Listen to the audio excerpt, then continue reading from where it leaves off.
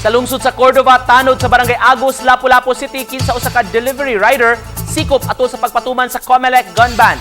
Alauna 50 sa kadlaw niadtong Agosto 28, nadakpan ato sa Comelec checkpoint kag gipasiugdahan sa Cordova Police diha sa National Highway sa may barangay Pilipog si Angelito Piedad Hias, 47 anyos, human makuhai og usa ka 9mm pistol nga may mga bala.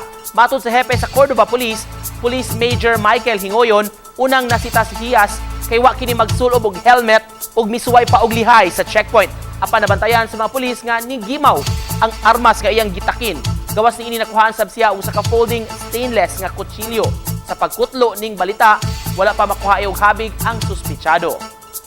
Ang amo ang gikuan sa iya ha kay violation of 10591 sa offensive firearms and ammunition o Comelec Resolution number 10918 rules and regulations sa pagban, pag-carry, pag-transport ng mga firearms.